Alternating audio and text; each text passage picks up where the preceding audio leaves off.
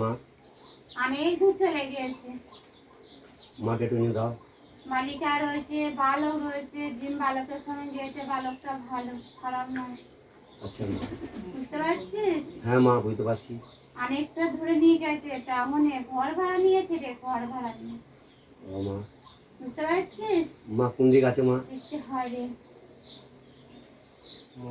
কাঁধের ছেলেটা শুধুই কি বলতে মা কাদের ছেলেটা? ছেলেটা কাঁদে? হ্যাঁ মা। ছেলেটা তোদের দিবি। বিয়ে হয়েছে মা ছেলেটা? না, ছেলেটা বিবাহ হয়নি। ও ওদের অনেক দিন থেকে যোগাযোগ হয়েছে রে, অনেক দিন থেকে যোগাযোগ হয়েছে। ও বুঝতে পারছিস? হ্যাঁ মা, বুঝতে পারছি মা। ও দেখা সাক্ষী কথাবার্তা সব হতো রে। ও বুঝতে পারছিস? হ্যাঁ মা, কোথায় আছে একটু বলতে পারবেন না মা? অনেক দূরে আছে রে, অনেকটা দূরে নিয়ে চলে গেছে। তো মাকে মা সিম খুলে বন্ধ করে দিয়েছে রে, সিম বন্ধ করে দিয়েছে। বালকদের ফ্যামিলিটাও ভালো, খারাপ নয়।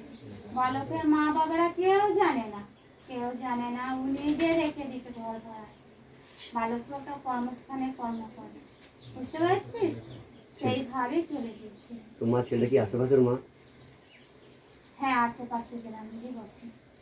তোমার কোন দিক আছে একটু বলতে পারবেন না মা? দক্ষিণ আছে, ভাড়া দক্ষিণ আছে। বুঝতে পারছিস? হ্যাঁ মা। ভাড়া দক্ষিণ আছে। পেয়ে যাবি, 2-4 দিনের মাত্রই খবর পেয়ে যাবি। আমি একটি ওষুধ দেবো, নিয়ে যাবি, বাড়ির সামনে তুলে রেখে দিবি। আচ্ছা মা। ওই ওষুধটা যত দুলবে তত সে যেখানেই থাকো খালু বালু করে খবর নেবে। এই সন্তানটা যেখানে আছে না, হ্যাঁ মা। সন্তানটারও খবর পাবে।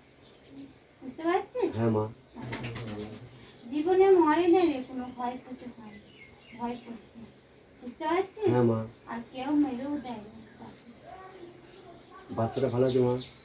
হ্যাঁ, বাচ্চা ভালো আছে, খুব সুন্দর আছে, কোনো অসুবিধা করেনি তাকে। এটা কি বলছিস?